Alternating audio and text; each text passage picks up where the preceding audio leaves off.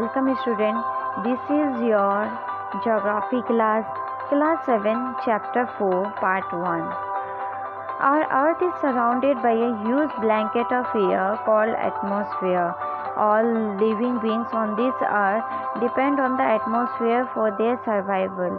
It provides us the air we breathe and protects us from the harmful effects of the sun's rays. Without this blanket of protection, we would be baked alive by the heat of the sun during day and get frozen during night. So it is this mass of air that has made the temperature on the earth livable. हमारी पृथ्वी चारों ओर से वायु की घनी चादर से घिरी हुई है, जिसे वायुमंडल कहते हैं। पृथ्वी पर सभी जीव जीवित रहने के लिए वायुमंडल पर निर्भर हैं। यह हमें सांस लेने के लिए वायु प्रदान करता है एवं सूर्य की किरणें से हानिकारक प्रभाव से हमारी रक्षा करता है। यदि सुरक्षा की यह चादर ना हो तो हम दिन के समय सूर्य की गर्मी से तप्त होकर जल सकते हैं एवं रात के समय ठंड से जम सकते हैं। अतः यह वह वायु राशि है जिसने पृथ्वी के तापमान को रहने योग्य बनाया है। Composition of the atmosphere. Do you know that the air we take in while breathing is actually a mixture of many gases? Nitrogen and oxygen are two gases which make up the bulk of the atmosphere. Carbon dioxide, helium, ozone, argon, and hydrogen are found in lesser quantities. Apart from these gases, tiny dust particles are also present in the air. The pie chart gives you the percentage of different constituents of air. Nitrogen is the most plentiful gas in the air. When we inhale, we take some amount of nitrogen in our lungs and exhale it.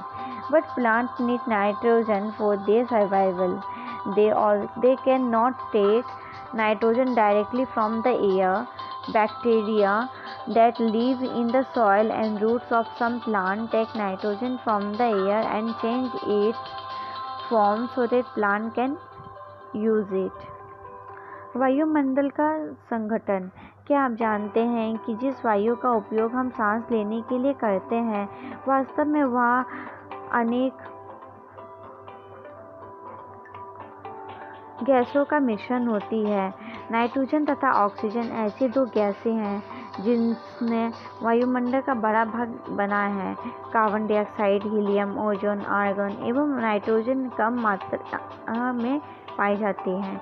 इन गैसों के अलावा धूल के छोटे छोटे कण भी हवा में मौजूद होते हैं। चित्र 4.1 में वृत्त रेखा दिया गया है, जिसमें वायु के विभिन्न संघटनों के प्रतिशत दर्शाए गए हैं। नाइट्रोजन वायु में सर्वाधिक पाया जाने वाली गैस है। जब हम सांस लेते हैं तब फेफड़ों में कुछ नाइट्रोजन भी ले जाते हैं और फिर उसे बाहर निकाल देते हैं, परंतु पौधों को अपने जीवन के लिए नाइट्रोजन की आवश्यकता होती है। वे सीधे वायु से नाइट्रोजन नहीं ले पाते। मृदा तथा कुछ पौधों की जड़ों में रहने वाले जीवाणु वायु से नाइट्रोजन लेकर इसका स्वरूप बदल देते हैं, जिससे पौधे इसका उपयोग कर सकें।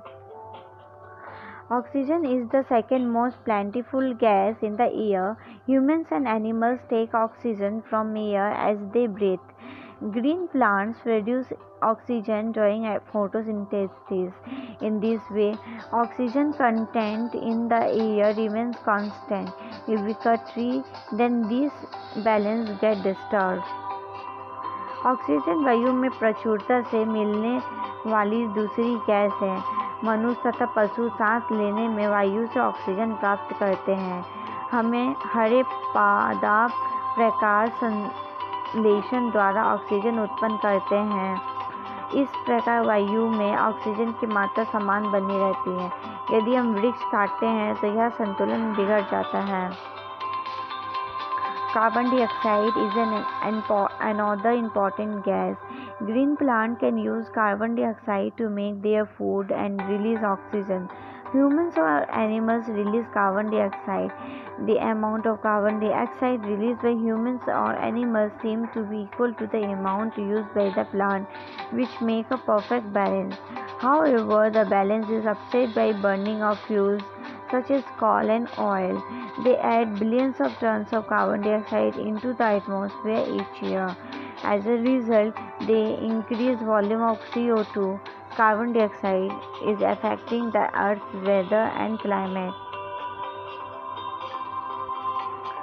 कार्बन डाइऑक्साइड अन्य महत्वपूर्ण गैस है। हमें पादप अपने भोजन के रूप में कार्बन डाइऑक्साइड का प्रयोग करते हैं और ऑक्सीजन वापस देते हैं। मनुष्य और पशु कार्बन डाइऑक्साइड बाहर निकालते हैं।